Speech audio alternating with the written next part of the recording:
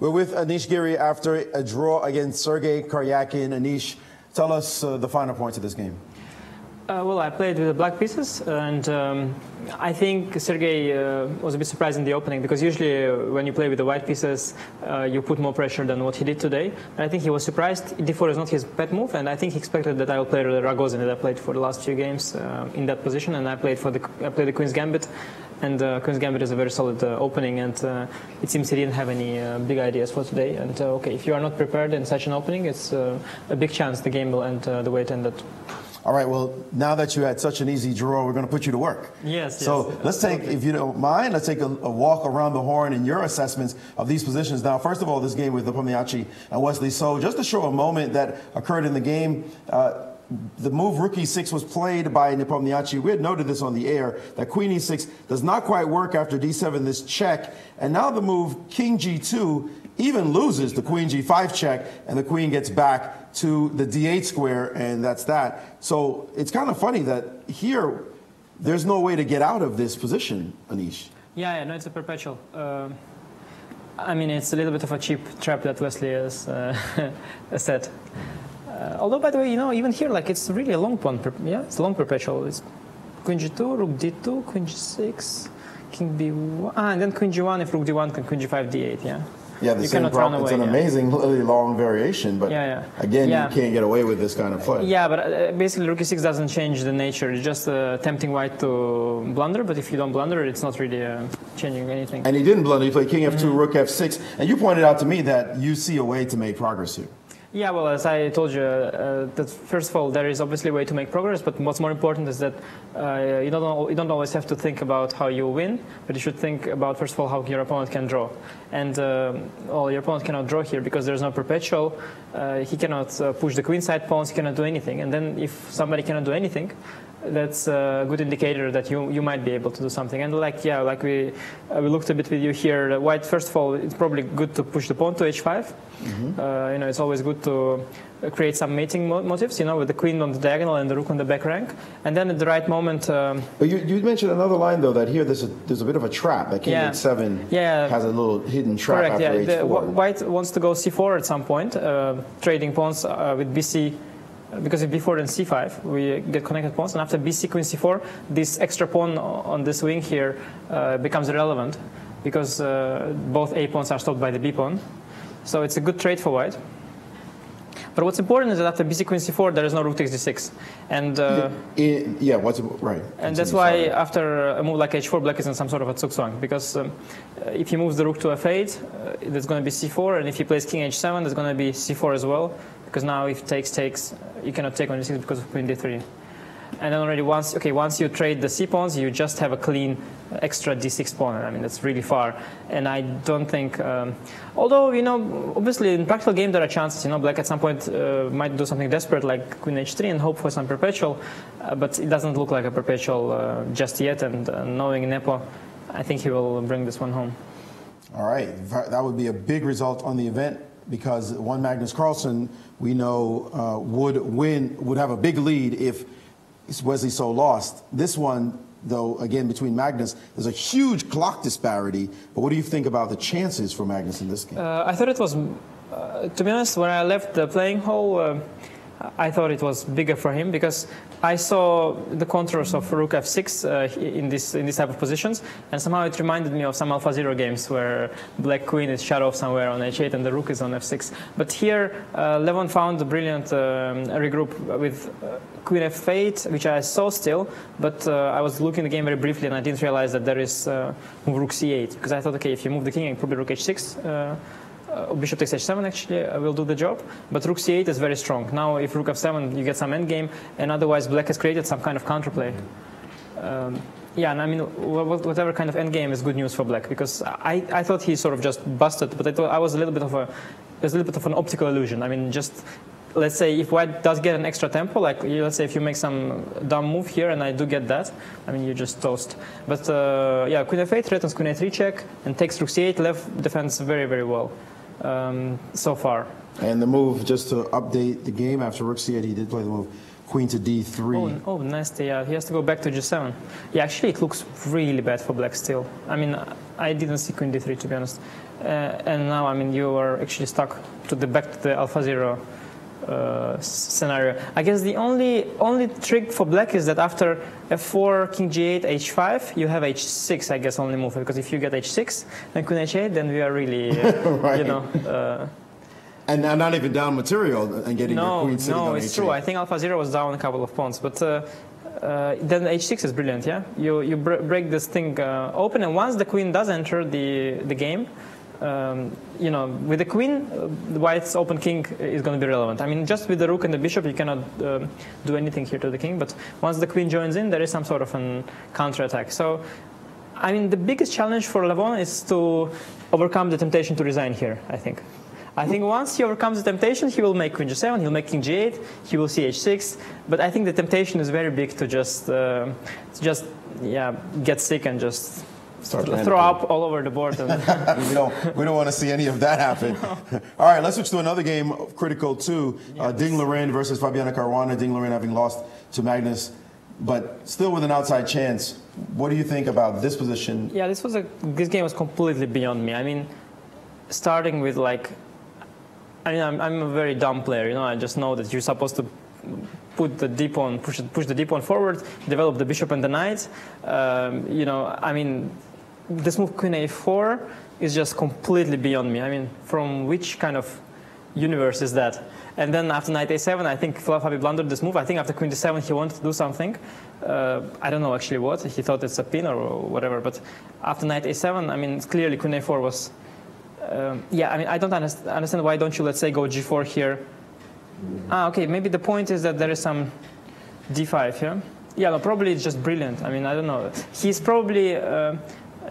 probably wants to stop some d5 business. That's why he's doing the sophisticated stuff. But I thought actually black was doing really well here.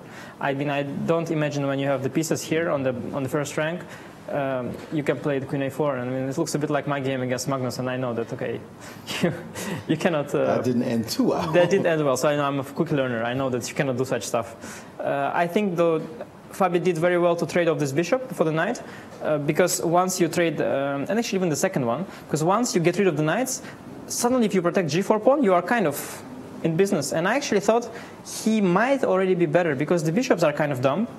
And, okay, black has to go d5, but even then, d will not change anything. So black cannot open the position for his bishop. So g6 bishop is kind of passive for now.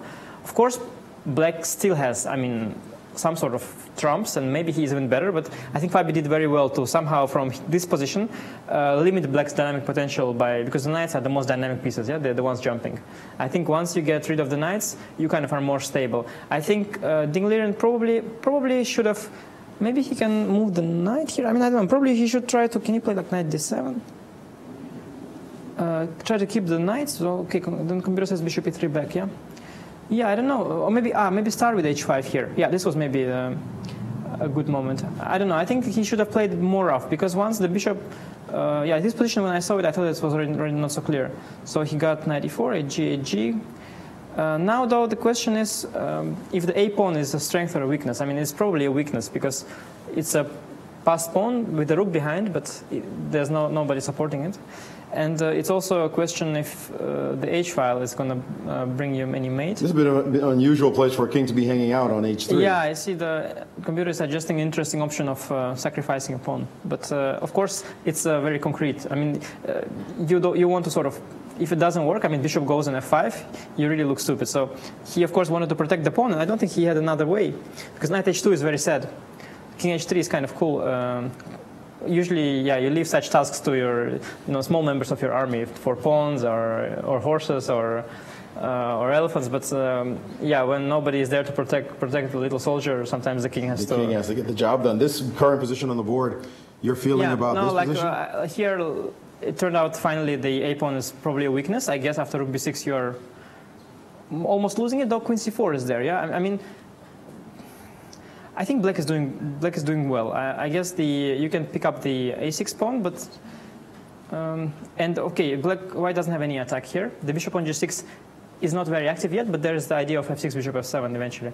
I think black's better, but Fabi is fighting, and Fabi is a good fighter, if anything. So. All right, well, let's go to one last game before we let you go. We see here Shaq just took a pawn on c5, and it could not be captured back. d5, I mean, d5 knight d7 would just be a crushing mating attack. Oh, yeah. Also, d5 looked very cool, no? I mean, I don't know, but I didn't calculate, but I just was hoping that d5 was... But maybe after ed there is no finisher. Maybe dc is easier. I think I know this variation, actually. The thing about this variation is that black wants to break with c5, but whenever I tried that with the engine, it always was a bad move, because you only open up the position further for the bishops. So I think it's extremely hard to play for black. I think he basically didn't get out of the opening with a comfortable position, and c5, I guess, is just a mistake. No? I mean, yeah, you want to go c5, but because in this structure you always want to go c5. You want to break, open the center, but here you only break open open the bishop, you open the rook, and I think this position is very hard to play over the board, and you have to be better prepared to play it. But just before we go to the next game, what's your evaluation of Mamedyrov's incredibly precipitous decline from number 2 player, where he was 28-17, and now he's 27-50, and almost every single tournament he plays in, he does badly.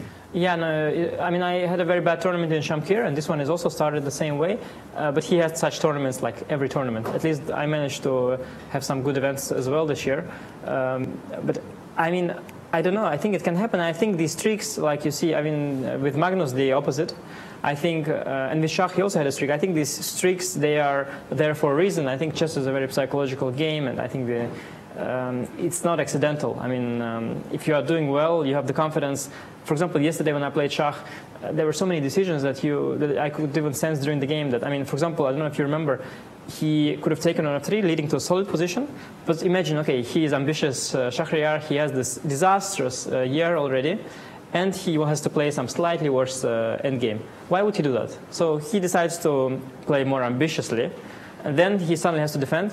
Why would he want to defend? He decides to go long castle. But by doing all that, he doesn't create any winning chances. He just gives me basically a point.